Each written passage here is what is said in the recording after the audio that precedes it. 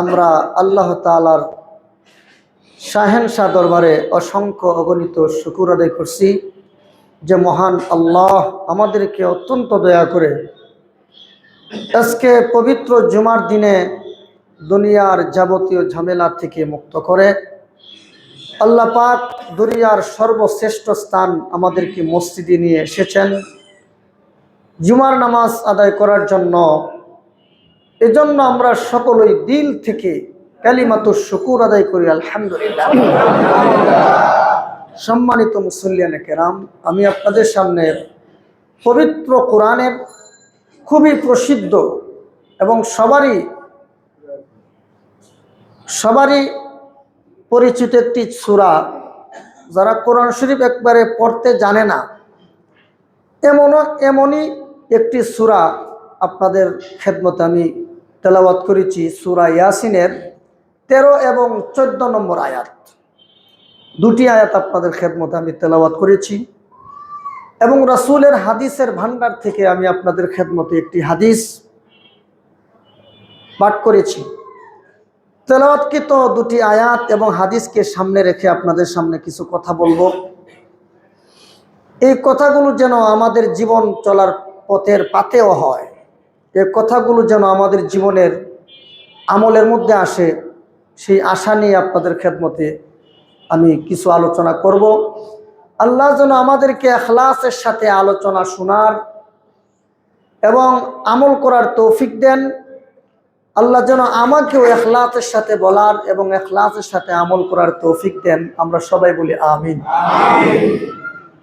সম্মানিত হাজিরিন, যে সূরা আয়াত তেলাওয়াত করলাম এই সূরার নাম হলো সূরা ইয়াসিন।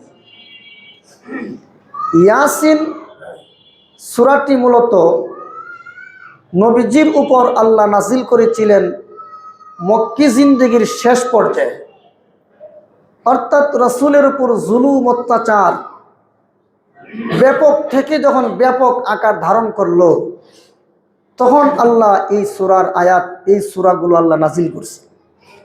তবে এই সূরার মধ্যে মাদানী আয়াতও দুই একটা আছে। এই সূরার মধ্যে আল্লাহ তাআলা তাওহীদ, আখিরাত, রিসালাত, ইসলামের ইমানের শাখা, যেমন তাওহীদ আল্লাহ বিশ্বাস করা, একাত্মবাদী আল্লাহকে বিশ্বাস করা, আখিরাত বিশ্বাস করা এবং রিসালাত রসুল বিশ্বাস করা, এগুলো সবগুলো ইমানের অন্তর্ভুক্ত। তো এই সূরার মধ্যে আল্লাহ তাআলা তাওহীদ, আখিরাত, রিসালাত সম্পর্কে খুবই চমৎকার এবং গুরুত্বপূর্ণ আলোচনা করছেন। এই সূরাটি যখন রসুলের উপর নাজিল করা হয়েছিল তখন রসুলের উপর খুব বিপদ বালা মুসিবত চলতেছিল। একদিকে মক্কার কাফের মুশরিকদের জ্বালা যন্ত্রণা, গালাগালি, হুমকি ধমকি এগুলো তো আছেই। তাছাড়া রসুলের প্রিয়তমা স্ত্রী আম্মাজান হযরত খাদিজাতুল কুবরা রাদিয়াল্লাহু আনহা তিনিও দুনিয়া থেকে বিদায় হয়ে গেলেন। রসুলের চাচা ছিল আবু তালেব। আবু তালেবের কারণে রসুলকে কেউ তেমন কিছু বলতে পারতো না, সাহস করতো না। আবু তালেবও মারা গেল।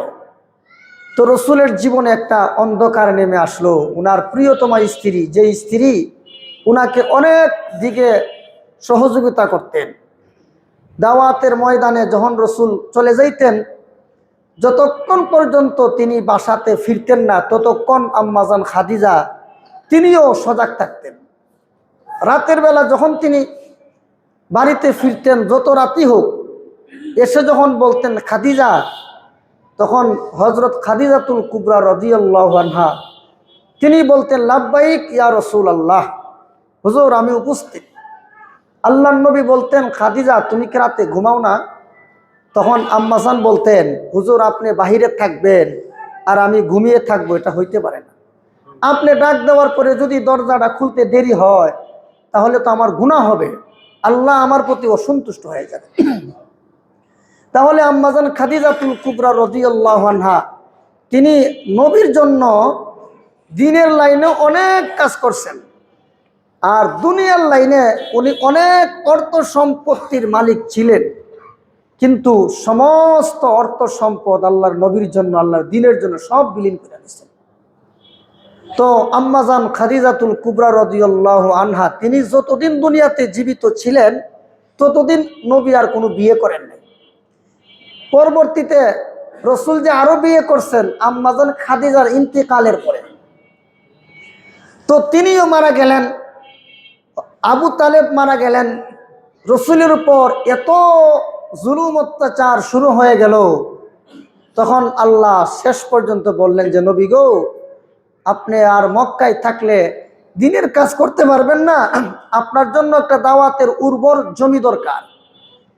ফসল ফলানোর জন্য যেমন উর্বর জমি দরকার, দাওয়াতের কাজের জন্য উর্বর জায়গা দরকার।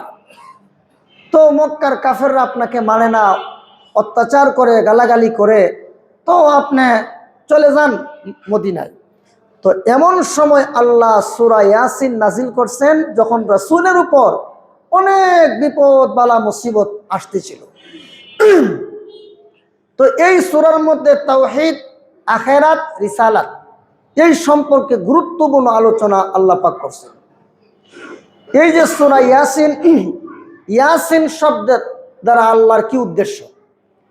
কুরআন শরীফের বিভিন্ন সূরার শুরুতে দেখবেন আলিফ লাম মিম, আলিফ লাম রা, তাহা ইত্যাদি অনেকগুলো আয়াত আছে।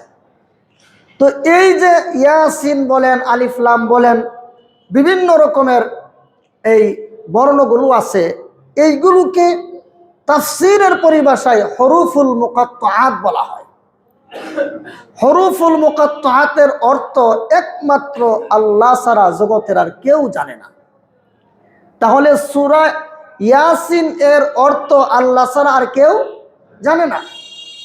এজন্য মুফাসসিরিনে কেরাম লিখছেন আল্লাহু আ'লামু, আল্লাহ এই হরফগুলোর দ্বারা আল্লাহর কি উদ্দেশ্য আল্লাহই সবচেয়ে বেশি ভালো জানেন। এখন একটা প্রশ্ন জাগে যে হুজুর খুব খেয়াল করবেন, যেই আয়াতের কোনো অর্থই নাই, অর্থ আল্লাহ ছাড়া কেউ জানে না, তাইলে ইমন বেদরকারি আয়াতের কি দরকার? যে আয়াতের কোনো কি নাই, অর্থ নাই, অর্থ আছে কিন্তু আল্লাহ ছাড়া কেউ জানে না, তে এমন আয়াত আল্লাহ নাজিল করলেন কেন? এমন প্রশ্ন জাগে না? আপনাদের মনে জাগ্রত হয় না এমন প্রশ্ন? একটু চিন্তা করেন, যে আয়াতের কোনো অর্থই নাই, অর্থ আল্লাহ জানে আর কেউ জানে না, তাইলে এমন আয়াত আল্লাহ নাজিল করলেন কেন? একটা প্রশ্ন। এর জবাব হলো, এখানেও আল্লাহ আমাদের ঈমান পরীক্ষা করবেন। আল্লাহ তাআলা হরুফুল মুকাত্তাআত এই বর্ণগুলো আয়াতের সূরার শুরুতে নাজিল করে আল্লাহ বুঝাইতে চান, বন্দা তোমরা যে আয়াতের অর্থ বুঝবা সেই আয়াতের প্রতিও ঈমান আনবা শুধু, নাকি যে আয়াতের অর্থ আমি আল্লাহ প্রকাশ করি নাই ওই আয়াতগুলোর প্রতিও ঈমান আনবা? আমি আল্লাহ এই আয়াতের অর্থগুলো প্রকাশ করি নাই, এই জন্য ঈমান আনবা না? এই পরীক্ষা করার জন্য আল্লাহ এই আয়াতগুলো অবতীর্ণ করলেন, যে আয়াতের অর্থ জানলে ঈমান আনবা, না জানলে ঈমান আনবা না। এই পরীক্ষা করার জন্য মূলত আল্লাহ বিভিন্ন সূরার শুরুতে এই বর্ণগুলো আল্লাহ নাযিল করছেন। তাহলে সূরা ইয়াসিনের শুরুতে যে ইয়াসিন আছে, এই ইয়াসিন দ্বারা কি উদ্দেশ্য একমাত্র আল্লাহ ভালো জানেন। এই সূরার নাম সূরা ইয়াসিন কেন, নামকরণ কেন করা হলো? তাফসীর কারকদের পরিভাষায় এটাকে বলা হয় তাসমিয়াতুল কুলবি ইসমিল জুজ, অর্থাৎ একটা অংশকে কেন্দ্র করে পুরা সূরার নামকরণ করা হয়। আল্লাহ পাক এই সূরার শুরুতে যে ইয়াসিন আছে, এই জন্য এই অংশটাকে কেন্দ্র করে এই সূরার নামকরণ করেছেন সূরা ইয়াসিন। ইয়াসিন দ্বারা আরো বিভিন্ন উদ্দেশ্য হতে পারে। আরব দেশের একটা গোত্র আছে বনু তয়, এই বনু তয় গোত্রের ভাষা অনুযায়ী ইয়াসিন দ্বারা উদ্দেশ্য হলো ইয়া ইনসান। আরব দেশের একটা গোত্র আছে, কি গোত্র বলেন? বনু তয়, তয়া তয়।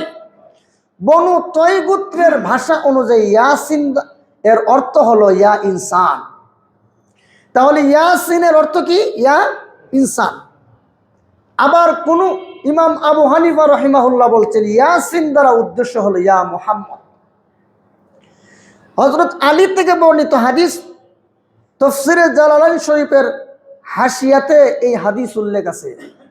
আল্লাহর নবী বলেন, আল্লাহ কোরআনে আমার 7টা নামকরণ করছেন। কয়টা নাম? 7টা।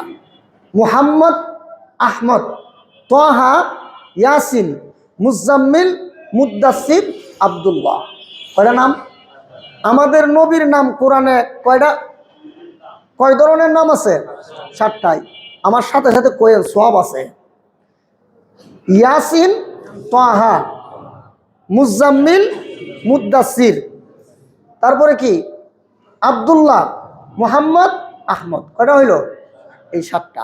এই 7টা নাম কোরআনে আল্লাহ আমাদের নবীর নাম হিসেবে উল্লেখ করছে। তাহলে ইয়াসিন দ্বারা কি উদ্দেশ্য? ইয়া মুহাম্মদ। হাদিস শরীফে উল্লেখ আছে, ইন্না লিকুল্লি শাইইন কলবান ওয়া কলবুল কুরআনি ইয়াসিন।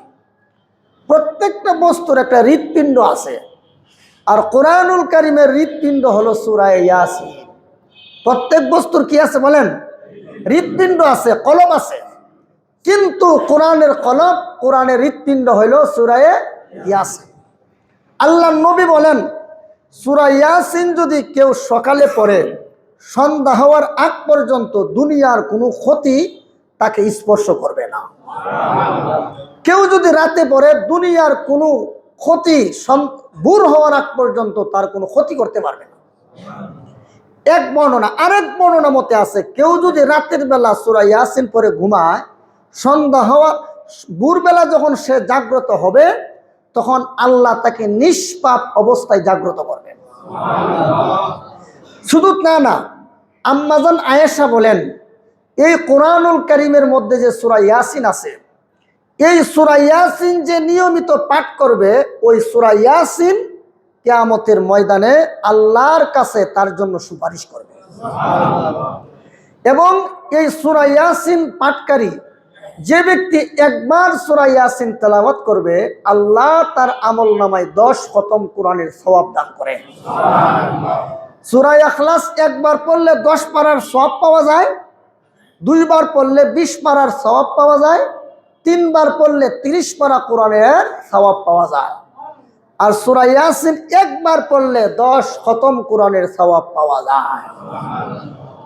সম্মানিত হাজিরিন, শুধু না, আল্লাহর নবী বলছেন, কোন ব্যক্তি যখন মুমূর্ষ অবস্থায় থাকে আর তার পাশে যদি কেউ সূরা ইয়াসিন তেলাওয়াত করে, তখন আল্লাহ পাক বলেন, ও ফেরেশতারা, আমার এই বান্দাটাকে মৃত্যুর যন্ত্রণা দিও না, তার রূহটাকে খুব সহজে বের করে নিয়ে আসো।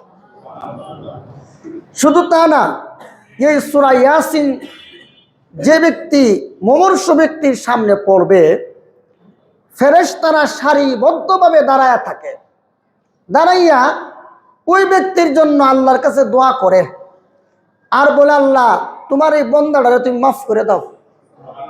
এবং ওই মুমূর্ষ ব্যক্তি, মৃত ব্যক্তির গোসলে ফেরেশতারা উপস্থিত থাকে, জানাজার নামাজে উপস্থিত থাকে, এমনকি দাফন পর্যন্ত আল্লাহর রহমতের ফেরেশতারা ওই মৃত ব্যক্তির দাফনেও তারা শরীক হয় না। সুবহানাল্লাহ, বেশিরভাগই ঘুমাইতেছে। সুবহানাল্লাহ কয়ে লাভ নাই, এগুলো কয়ে লাভ কি? এগুলোর তো কোনো ফায়দা নাই। কলব এমন হয়ে গেছে, না কোরআনের তেলাওয়াত আছে, না জিকির আছে, না দুরুদ আছে, না মুখ দিয়া ভালো কথা বের হয়, সারাক্ষণ শুধু দুনিয়া দুনিয়া দুনিয়া।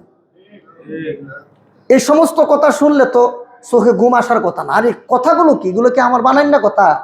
আমরা কোনো বানাই না কথা বলি না, সব কিতাব থেকে কিতাব পড়ে এসে আপনাদেরকে শোনায়। অনেক তো বাজারি বক্তা আছে, বাংলা বই পড়ে পড়ে ওয়াজ আপনাদেরকে শোনায়। 1 ঘন্টা ওয়াজ কইরা 50,000 টাকা দেন, আর আমরা প্রত্যেক মাসে 4টা 5টা জুম্মা পড়াই। হ্যাঁ, তা আমরা বেতন কয় টাকা পাই? অথচ প্রত্যেক, শুধু আমার কথা বলতেছি না, প্রত্যেকটা মসজিদের খতিব ওনারা যেইভাবে তাদের মুসল্লিদের জন্য কিতাবাদি অধ্যয়ন করে, বিভিন্ন বিষয়বস্তু সাজায়া গুছায়া তা মুসল্লিদেরকে শোনায়, কোনো বক্তা এগুলো পারবে না, বাজারি বক্তারা পারবে না। চ্যালেঞ্জ। এই জন্য সবসময় হক্কানি মুহাক্কিক আলেম যারা, তাদের কথাগুলো শুনবে। বাজাইরা বক্তা গো কথা শুনবেন না। বাজাইরা বক্তা গো কথা শুনলে তখন দেখা যায় সবাই দেখা যায় একবারে জিম ধরে থাকে। আরে সর্বনাশ, হে যে মিশা কথা কইতেছে, হে যে আপনাদের ইমান আমল ধ্বংস করে যাইতেছে। মিষ্টির ভিতরে বিষ ঢুকাইয়া দেওয়া যাইতেছে। মিষ্টির ভিতরে যে বিষ ঢুকাইয়া দেয়, খাওয়ার সময় তো মজা ওই লাগে নাকি, কিন্তু ভিতরে যাওয়ার পরে তখন এই মজা থাকে না, সে মৃত্যুর কূলে ঢলে পড়ে। ঠিক তেমনি ভাবে যে সমস্ত বাজারি বক্তারা আপনাদেরকে সুর দিয়া তালে তালে আর ফালে ফালে আপনাদেরকে বিভিন্ন রকমের মিথ্যা কিচ্ছা কাহিনী কইয়া ইমান বিধ্বংসী আকিদা ঢুকাই দেয়া যা, শুনতে তো ভালোই শোনা গেছে, কিন্তু হের আকিদা গ্রহণ করলে যে ইমান শেষ আপনি টেরও পাইবেন না। এই জন্য প্রত্যেক জুমার বয়ানগুলো প্রত্যেকটা মসজিদ মহল্লার মুসল্লিদের জন্য অনেক বড় একটা পাথেয়। এগুলো মনোযোগ দিয়ে শুনতে হয়, এই খোরাকগুলো নিয়ে যাইতে হয়, তাহলে আমার দুনিয়া এবং আখেরাতের জীবন সুন্দর হবে। তো আলহামদুলিল্লাহ, আমরা আপনাদেরকে যা শোনাই নির্ভেজালটা শোনাই, ওই কাহারও কাছ থেকে হাওলা তো করি না, সরাসরি কোরআন হাদিস অধ্যয়ন করে আপনাদেরকে শোনাই। সম্মানিত হাজিরিন, এজন্য মনোযোগ দিয়ে শুনবেন।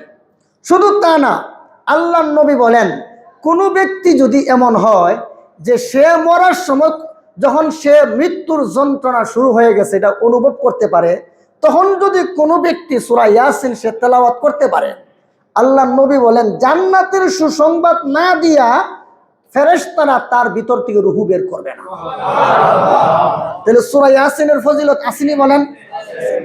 আর আল্লাহর কোরআন এমন একটি কিতাব, কিয়ামতের ময়দানে কোরআনের মতো সুপারিশগার কোনো নবীও হবে না, কোনো ওলিও হবে না, কোনো ফেরেশতাও হবে না, মানব দানবের কেউ এই ধরনের সুপারিশ করার সুযোগ পাবে না। কোরআনের এত পাওয়ার, এত মর্যাদা থাকবে।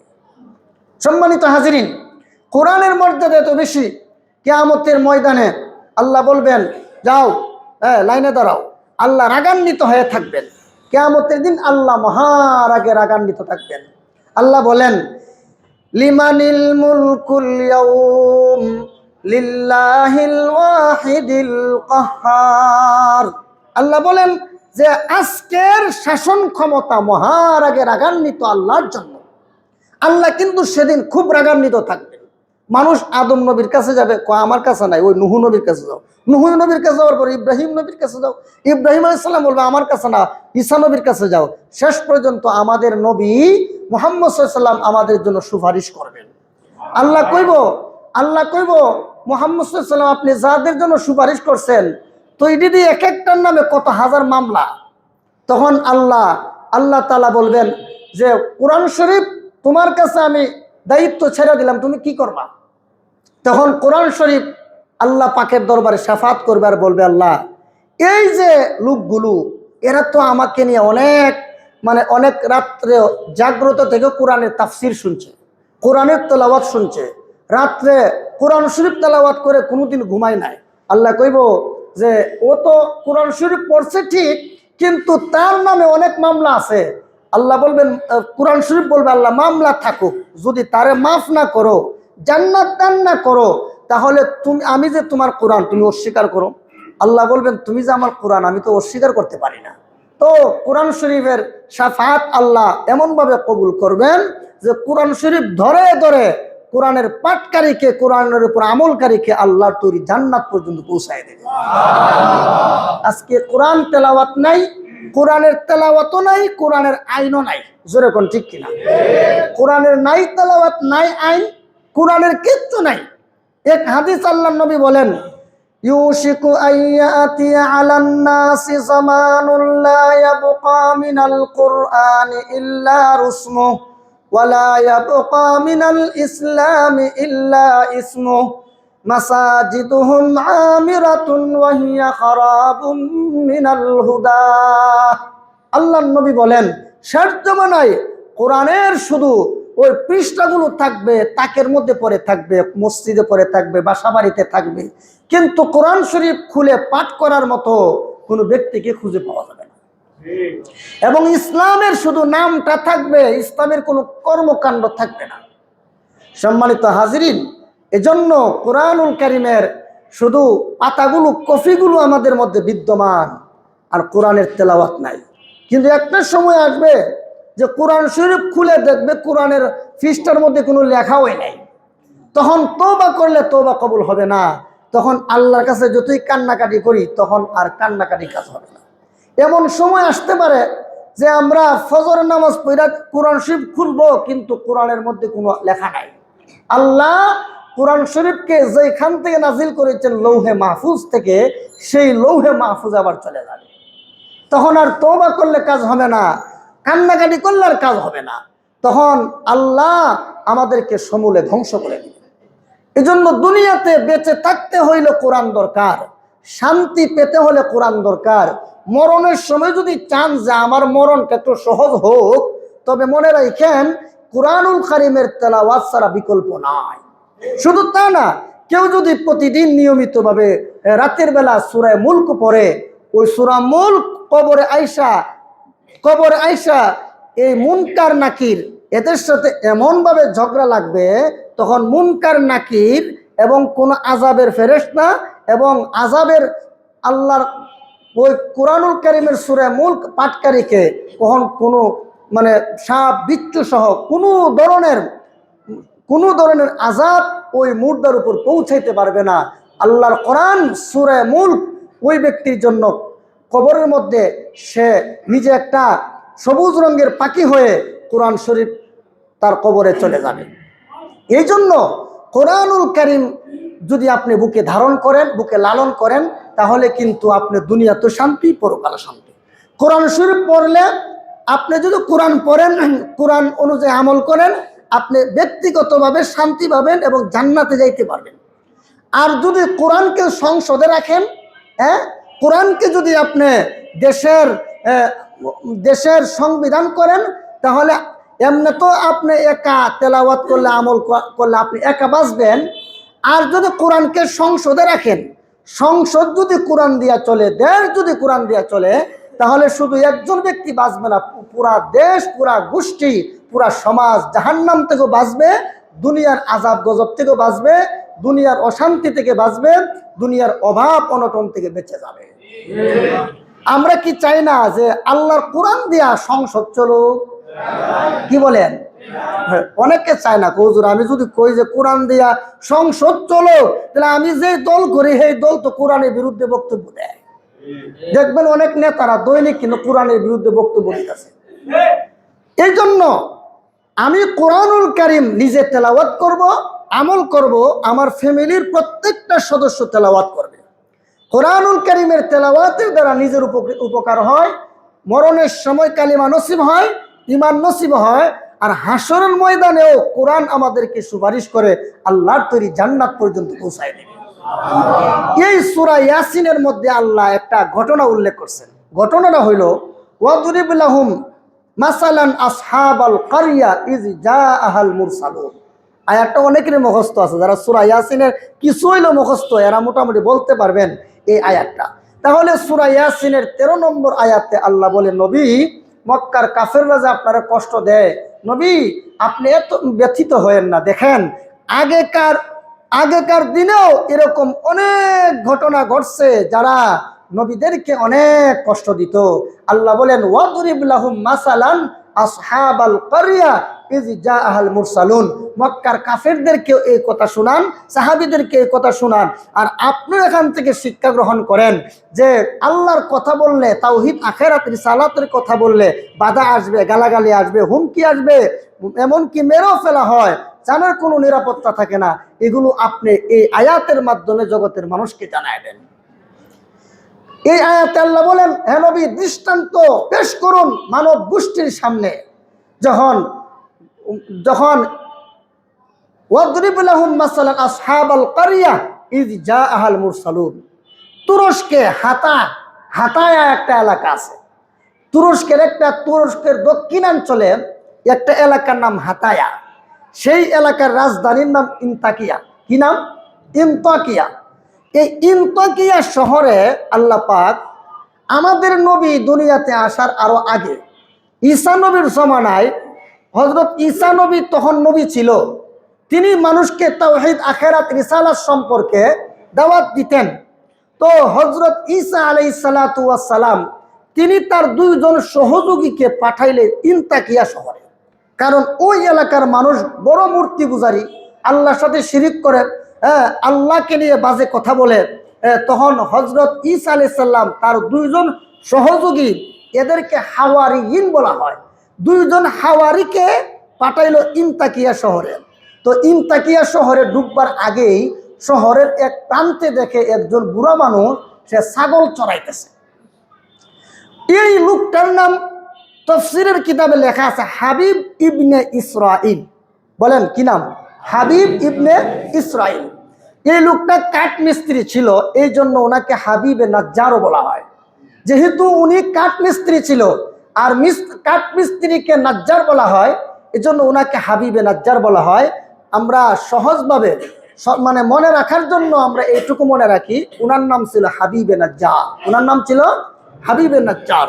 তো হাবিবে নাজ্জার ওনার মূল নাম হলো হাবিব ইবনে ইসরাইল, ইসরাইলের ছেলে হাবিব।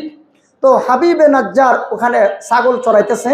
তখন এই বুড়া লোকটাকে পাইয়া তখন ওই দুইজন রাসূল দূত, ঈসা নবীর পক্ষ থেকে নিয়োগকৃত দুইজন রাসূল, ওনারা আয়েশা বলেন যে আপনি এক আল্লাহ বিশ্বাস করেন। তখন তিনি বলে যে তোমরা যে বলো আল্লাহ বিশ্বাস করব, তো তোমরার মধ্যে এমন কি মুজিজা আছে যে আল্লাহকে যে বিশ্বাস করবো এমন কি আছে? তিনি বলেন, তারা দুইজন বলল যে আমরা মানুষকে, অসুস্থ মানুষকে সুস্থ করতে পারি। বলে তাই নাকি? বলে হ্যাঁ। কয় তাইলে আমার ছেলে একটা আছে 2 বছর যাবত অসুস্থ, এই দুইটা আমার ছেলেটা অসুস্থ যদি ভালো করতে পারো তাহলে আমি কিন্তু তোমাদের উপর ঈমান আনবো। তখন বাড়িতে গেল। বাড়িতে যাওয়ার পরে দুইজন রাসূল যখন ওই হাবিবে নাজ্জারের ছেলে, যে ছেলেটা 2 বছর পর্যন্ত অসুস্থ ছিল, ওই ছেলের গায়ের মধ্যে হাত বুলায় দেওয়ার কারণে তখন দেখা গেল সাথে সাথে ওই ছেলেটা একেবারে সুস্থ সবল হয়ে গেল। সুস্থ সবল হয়ে যাওয়ার পরে যখন এই মুজিজা প্রকাশ পেল, কারামত যখন প্রকাশ পাইল, তখন আশপাশের অনেক লোক ওই 2 রাসূলের প্রতি ঈমান আনলো। ঈমান আনার সাথে সাথে পুরা শহরের মধ্যে একটা খবর ছড়ায় পড়ছে যে সর্বনাশ, এই যে দুইজন ব্যক্তি, এরা অসুস্থ মানুষকে সুস্থ করতে পারে। তখন একদিন এরা রাস্তার মধ্যে আল্লাহু আকবার, আল্লাহু আকবার জোরে জোরে স্লোগান দিতে লাগলো। আল্লাহর কি মর্জি, তখন ওই দেশের বাদশাহ ঘটনাক্রমে তাদের সামনে পড়ে গেল। যখন আল্লাহু আকবার বলল, তখন ওই দেশের বাদশাহ রাগিয়া মাগিয়া তেলে বেগুনে জ্বলে তখন দুইজনকে বন্দি করে জেলখানায় বন্দি করে দিল। তাহলে আল্লাহু আকবার কথাটা শুনলে, আল্লাহু আকবার শুনলে দেখবেন আমরার দেশেও একদল লোকের গায়ের মধ্যে আগুন জ্বলে। দেখবেন বাংলাদেশে যত দল আছে কেউ কিন্তু নারে তাকবীর আল্লাহু আকবার বলে স্লোগান দেয় না, দেয়? আজ পর্যন্ত শুনছেন? অথচ মুসলমানের ঈমান, মুসলমানদের আকীদা বিশ্বাস আল্লাহু আকবার, আল্লাহই সবচেয়ে বড়, আল্লাহর চেয়ে বড় কেউ নাই, আল্লাহ সব কিছুর চেয়ে ঊর্ধ্বে। সুতরাং আল্লাহু আকবার বলা এটা তো প্রত্যেকটা মুমিন মুসলমানের হাতিয়ার হওয়া দরকার। জোরে বলুন ঠিক কিনা? কারণ আল্লাহু আকবার বললে শরীরের রক্তটা ঠান্ডা, রক্তটা গরম হয়। আল্লাহু আকবার বললে বেদিন কাফিরের মসনদ টুকরা টুকরা হয়ে যায়। বেদিন কাফির আর আল্লাহ দ্রোহী শয়তানগুলো যারা আছে এদের কলিজার মধ্যে আগুন ধরে যায় আল্লাহু আকবার শুনলে। এই জন্য ভারতে গিয়ে দেখবেন মুসলমানরা আল্লাহু আকবার বললে মুসলমানদের উপর অত্যাচার শুরু হয়, মুসলমানদের উপর নিপীড়ন শুরু হয়, মুসলমানদেরকে অনেক অত্যাচার করে। ওই মুসলমানদেরকে জুড়ে জয় শ্রীরাম বলে স্লোগান দেওয়াই তারা। যেরকম ঠিক কিনা? আজ পর্যন্ত বাংলাদেশে কোন আপনারা এমন ঘটনা শুনছেন কোন হিন্দুরে দৈরা কইছে এই আল্লাহু আকবার কইছে? এটা বাংলাদেশের ইতিহাসে নাই, পৃথিবীর ইতিহাসে নাই। কিন্তু পৃথিবীর নিকৃষ্ট একটা দেশ ভারত, বাংলাদেশের শত্রু, বাংলাদেশের ভৌগোলিক সীমারেখার শত্রু, বাংলাদেশের সমস্ত জনগণের শত্রু হলো ইন্ডিয়া, ভারত। ভারত আমাদের বন্ধু না, ভারত আমাদের কোনোদিন বন্ধু হইতে পারে না।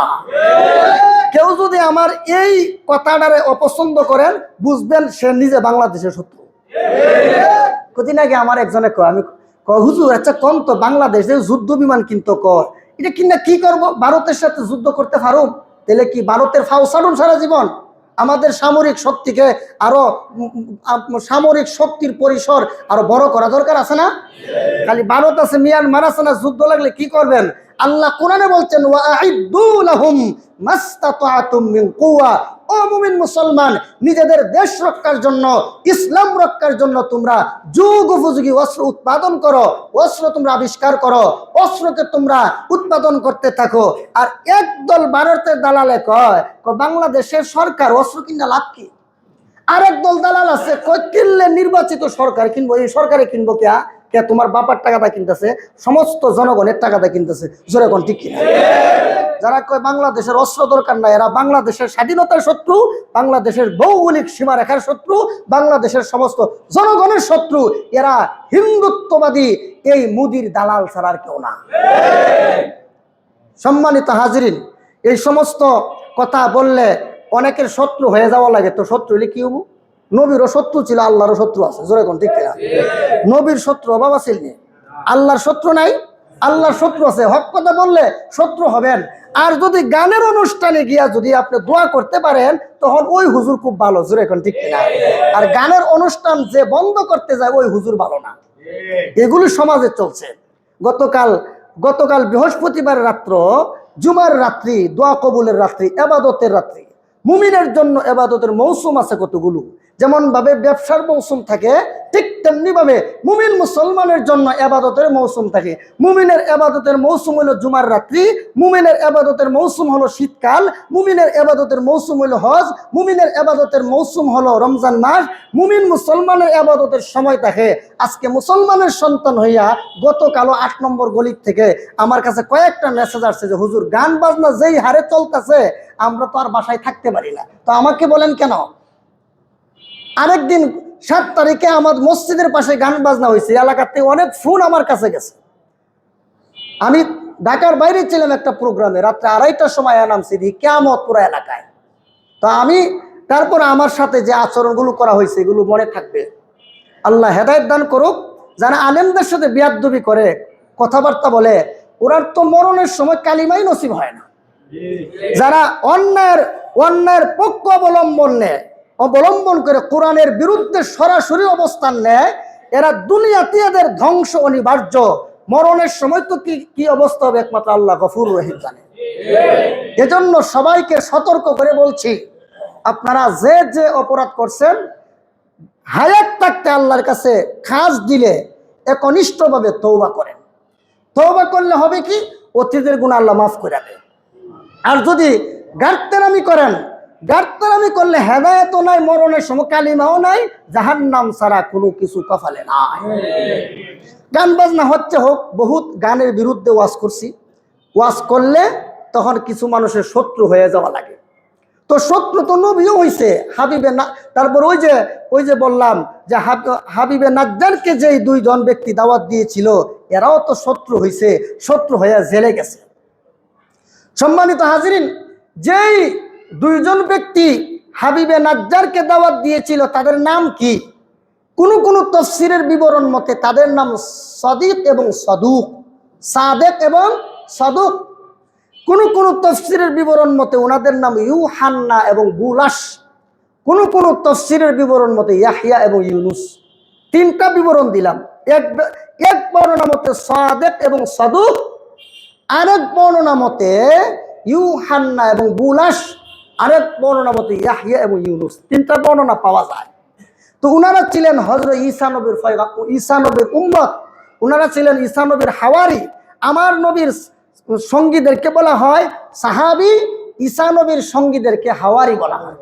তো হাওয়ারি 2 জনকে গ্রেফতার করলো। তখন আল্লাহ পাক হযরত ঈসা নবী এই 2 জনকে সহযোগিতা করার জন্য আরো তৃতীয় আরেকজন ব্যক্তিকে পাঠাইলো। উনার নাম ছিল শামউন। উনার নাম শামউন। উনি ছিল রাইসুল হাওয়ারিয়িন। হাওয়ারিয়িনদের সর্দার ছিল শামউন। এই উম্মতের সর্দারের নাম কি বলতে পারবেন? এই উম্মতে মুহাম্মদীর সর্দারের নাম কি বলতে পারবেন? হযরত বলেন না দেখি, আর একটু জোরে কোন? হ্যাঁ, হযরত আবু বকর সিদ্দিক। এই উম্মতের সবচেয়ে শ্রেষ্ঠ, মর্যাদাবান, গ্রহণযোগ্য ব্যক্তি, আল্লাহর কাছে সবচেয়ে পছন্দ ব্যক্তি হযরত আবু বকর সিদ্দিক। আর ঈসা নবীর কাছে সবচেয়ে গ্রহণযোগ্য এবং সবচেয়ে কাছের ব্যক্তির নাম ছিল শামউন। তো শামউন আইসা তখন সিস্টেমে, আমরা তো আবার সিস্টেম খুব ভালো বুঝি, সিস্টেমে কি করলো, হযরত ঈসা নবীর দূত রাসূল, ওনার নাম হলো শামউন, উনি সিস্টেমে রাজ দরবারে কিভাবে কিভাবে মানে কলা কৌশলে ঢুকে পড়লেন। তো হযরত শামউন উনি ওনার মেধা, ওনার হেকমত, ওনার প্রজ্ঞা দিয়া উনি বাদশার মন জয় করে ফেললেন। তবে শামউন বাদশার মন জয় করলেও তিনি গোপনে গোপনে কিন্তু আল্লাহর ইবাদত করতেন, উনি শিরকি কর্মকাণ্ডে লিপ্ত হতেন না। তো কথায় কথায় একদিন শামউন বলল, বাদশাহ মহোদয়, আপনার রাজদরবারে নাকি রাজদরবারে নাকি এমন দুইজন বন্দী আছে, এই দুইজন বন্দী নাকি কোন কারণে না গ্রেফতার হইল? তখন বলল এরা নাকি এই সমস্ত কথাবার্তা বলে। তখন হযরত শামউন বলে, আচ্ছা ওরা যে মূর্তির ব্যাপারে বা উমুকের ব্যাপারে আপনাদের ব্যাপারে এই রকমের কটূক্তিমূলক কথা বলে, আপনি কি নিজ কানে শুনছেন? না, আমি তো নিজ কানে শুনি নাই, মানুষে কইছে এই জন্য তারে বন্দি করলাম, আর আল্লাহু আকবার স্লোগান দেওয়ার কারণে। তখন বলে আচ্ছা ঠিক আছে, তাদের পুরা বক্তব্যটা আপনি নিজ কানে শুনেন, দেখেন কি বলেন। তখন দেখা গেল ওই দুইজন ব্যক্তিকে তখন উপস্থিত করা হলো। তখন ওনারা আল্লাহ সম্পর্কে বক্তব্য দিলেন, আল্লাহ এক, আল্লাহর কোনো শরিক নাই, হায়াতের মালিক আল্লাহ, রিজিকের মালিক আল্লাহ, সুখ শান্তি দেওয়ার মালিক আল্লাহ, সফলতা দেওয়ার মালিক আল্লাহ, ইজ্জতের মালিক আল্লাহ, বিদ্যুতের মালিক আল্লাহ, সবকিছুর মালিক আল্লাহ, এবং অনেক সুন্দর সুন্দর বক্তব্য উপস্থাপন করলেন। বাদশাহ জিগায়, তোমরা যে এত সুন্দর বক্তব্য দিলা আর তোমরা যে বলো যে আল্লাহর পক্ষ থেকে প্রেরিত, তোমাদের কাছে কি কোনো ধরনের কারামত মুজেজা আছে? কারামত মুজেজা আছে? তখন বললো হ্যাঁ অবশ্যই আছে। আচ্ছা ঠিক আছে, কি কি মুজেজা? অন্ধ মানুষ ভালো করি, আমরা মৃত মানুষকেও আমরা জীবিত করতে পারি। ঈসা নবীর জামানায় ওনার মুজেজা ছিল মৃত মানুষ জিন্দা করতে পারতো। তো এক ব্যক্তিকে নিয়ে আসলো ধইরা, তার কপাল আর গাল সমান সমান, মানে চোখের কোনো গর্তই নাই, চোখ দুইটা গর্তের মধ্যে না, এমন কোনো গর্ত না, একবারে সমান। এমন এক অন্ধ ব্যক্তিকে ধইরা নিয়ে আসছে। আসার পরে বলা হলো, তোমরা কি এই অন্ধ ব্যক্তিকে সুস্থ করতে পারবেন? বলে হ্যাঁ অবশ্যই সুস্থ করতে পারবো। হাত বুলাইয়া দিলেন, সঙ্গে সঙ্গে দুই পাশে গর্ত হয়ে চোখ বের হয়ে গেল। জোরে কোন সুবহানাল্লাহ। ইমন আশ্চর্য ঘটনা দেখে এরপরে ইমান আনে না। কত বড় নাদান, কত বড় জাহেল, কত বড় মূর্খ, কত বড় আল্লাহর দুশ্মন, এরপরও সে ইমান আনে না। কয় এটা হবে না। এক সপ্তাহ আগে একটা বাচ্চা মারা গেছে, তার বাবার অনুপস্থিতির কারণে তাকে এখনো দাফন করা হয় নাই। ওই বাচ্চাটা যদি জিন্দা করতে পারো তাইলে ইমান আনবো। তারপরে দেখা গেল ওই বাচ্চাটাকে নিয়ে আসা হলো, লাশটা একটু বিকৃত হয়ে গেছে অনেকদিন থাকার কারণে। তখন এই বিকৃত লাশটাকে বলল কুম বিইজনিল্লাহ, উঠো আল্লাহর হুকুমে। তখন সঙ্গে সঙ্গে আল্লাহু আকবার, সঙ্গে সঙ্গে ওই মৃত বাচ্চা জিন্দা হয়ে গেছে। জিন্দা হয়ে কই এরা দুইজন কিন্তু সত্য নবী, এরা মানো এই কথা কই মরে গেছে না। জোরে কোন সুবহানাল্লাহ। তো এই যে জীবিত মানুষ জীবিত করলো মৃতকে, এরপরে বাদশাহ ইমানদার হইল না। কেন? আল্লাহ যদি হেদায়েত না রাখে তাহলে কোনো মানুষ ইসলাম আল্লাহর সৎ পথে চলতে পারে না, আল্লাহর হুকুম মানতে পারে না। এজন্য এদের ব্যাপারে আল্লাহ বলেন, ইন্নাল্লাযীনা কাফারু সাওয়াউন আলাইহিম আআনযারতাহুম আম লাম তুনযিরহুম লা ইউমিনুন। খাতামাল্লাহু আলা কুলুবিহিম ওয়া আলা সামইহিম ওয়া আলা আবসারিহিম গিশাওয়াহ ওয়া লাহুম আযাবুন আযীম। আল্লাহ তাআলা বলেন, ইন্নাল্লাযীনা কাফারু সাওয়াউন আলাইহিম আআনযারতাহুম আম লাম তুনযিরহুম লা ইউমিনুন। ওগো নবীজি, যারা কাফির মুশরিক, এরারে যতই দাওয়াত দেন, দাওয়াত দেওয়া আর না দেওয়া উভয়টাই বরাবর, এরা ঈমান আনবে না। কেন? খাতামাল্লাহু আলা কুলুবিহিম ওয়া আলা সামইহিম। আল্লাহ এদের অন্তরে, এদের কানে, এদের চোখের মধ্যে সব জায়গায় আল্লাহ মোহর মেরে দিয়েছে, এরা আর কোনোদিন ঈমান আনবে না। আল্লাহ বলে দিছে। তো আমরা আপনাদেরকে অনেক অন্যায় কাজ থেকে বিরত থাকার জন্য নসিহত করি, কিন্তু যতই নসিহত করি ততই অন্যায় অপরাধ আরো বাড়ে। বলি যে মসজিদে দুষ্টামি করেন না, কথা কয়েন না, কিন্তু মসজিদে দেখা যায় কথা। একজন মুরব্বী কয়েকদিন আগে আমার কাছে গিয়ে খুব দুঃখের সাথে একটা কথা জানাইল। বললো যে হুজুর, দুইজন খুব গল্প করতেছে, আমি সুন্নত নামাজ পড়তেছিলাম, তো দেখি তারা খুব গল্প করতেছে। আমি বললাম যে ভাই কথাটা কম, কথাটা না কইলে কি হয়? ওনারা আরো ধমক দিয়ে বলে যে কি কথা কইলাম, এই যে অবস্থা। এই জন্য যতই বলা হয় মসজিদে চুপচাপ থাকেন, আল্লাহ নবী বলছেন যখন মসজিদগুলোতে দেখবেন, যখন মসজিদগুলোতে হইচই বেড়ে যাবে, যখন জোরে জোরে কথা হবে, তখন মনে করবা আল্লাহ পাক ভূমিকম্প, ভূমিধস, এমনকি চেহারা বিকৃত করে দেওয়ার মতো আল্লাহ গজব নাজিল করতে পারে। এগুলো তবে আপনাদের উপকারের জন্য বলি। আপনারা বাঁচবেন, আপনারা আল্লাহর কাছে প্রিয় হবেন, জাহান্নামের আগুন থেকে বাঁচবেন, আপনারা আল্লাহর কাছে প্রিয় হতে পারবেন। এটা আল্লাহর নবী আগের থেকে বলে গেছেন। এই জন্য যতই বলা হয় আমরা বিরোধিতা না করে আমরা কি করব? আমল করব। আমল করেন, দেখবেন আল্লাহর কাছে কত প্রিয় হতে পারেন, কত প্রিয় হতে পারেন। হযরত আবু বকর সিদ্দিক, হযরত উমর, ওনারা এত প্রিয় কেন হইল? এটা একমাত্র আমল করার দ্বারা। জোরে কোন ঠিক কিনা? এই জন্য আমলেই কামিয়াবি। আমল করলে কামিয়াব হবেন, আমল না করলে ব্যর্থ হবেন। আপনার আমার কপাল পুরা। আমি যদি আমল করি আমার জীবন সফল, আপনি যদি আমল করেন আপনার জীবন সফল। সফলতার সিঁড়ি, সফলতার সোপান হলো আমল করা। আমল না করলে কোনো ফায়দা নাই। জন্য ওই যে আল্লাহ পাক মোহর মেরে দিচ্ছেন, এই জন্য এই বাচ্চা কি করে নাই? আল্লাহু আকবার, সে ঈমান আনে নাই। তখন দেখা গেল ওই দুইজন রাসূল সহ তাদেরকে তার গোত্রের লোকেরা এমন অত্যাচার করতে লাগলো, তখন দৌড়ায়া ওই হাবিবে নাজ্জার ওয়াজা মিন আকসাল মাদিনাতি রাজুল ইয়াসা ক্বালা ইয়া কওমি ইত্তাবিউল মুরসালিন, হাবিবে নাজ্জার সে শহরের এক প্রান্ত থেকে দৌড়ায় আসলো, এসে বলল যে তোমরা যে আল্লাহ রসুলদেরকে মারতেছো, আমার উম্মতরা শোনো, আমার কওমের লোকেরা শোনো, তোমরা তাদেরকে অনুসরণ করো, অনুসরণ করলে তোমরা হেদায়েত পাইবা। তখন জিজ্ঞেস করা হলো হাবিবে নাজ্জারে, তুই যে আর সাপ লাগাইতেছ, তুই যে তাদের মানে সুরে সুর মিলে কথা বলো, তুইও কি আল্লাহ বিশ্বাসী? তখন ওই হাবিবে নাজ্জার কি বলে দেখেন। তখন উনি বলেন, ওয়ামা লিয়া লা আ'বুদুল্লাযী ফাতারানি ওয়া ইলাইহি তুরজাউন। হাবিবে নাজ্জার বলে, আমার কি হইল? আমি কি ওই আল্লাহর ইবাদত করব না, যে আল্লাহর দিকে আমাকে ফিরে যেতে হবে? আমিও এক আল্লাহ বিশ্বাসী। তখন দেখা গেল ওই হাবিবে নাজ্জারকেও প্রস্তরাঘাতে তারা মেরে ফেললো। তখন আল্লাহ তাআলা হাবিবে নাজ্জারকে বলেছিল, হ্যাঁ আল্লাহ গাইবি ভাবে আল্লাহ হাবিবে নাজ্জারের কানে আল্লাহ পৌঁছাই দিছে, কিলা দুখুলিল জান্নাহ ক্বালা ইয়া লাইতা কওমি ইয়ালামুন। তখন হাবিবে নাজ্জারকে বলা হলো কিলা দুখুলিল জান্নাহ, ও হাবিবে নাজ্জার, তুমি যে তোমার গোত্রের লোকদের দ্বারা তোমাকে হত্যা করা হয়েছে, তোমাকে শহীদ করে দেওয়া হয়েছে, হাবিবে নাজ্জার টেনশন করো না, তুমি আল্লাহর তৈরি জান্নাতে প্রবেশ করো।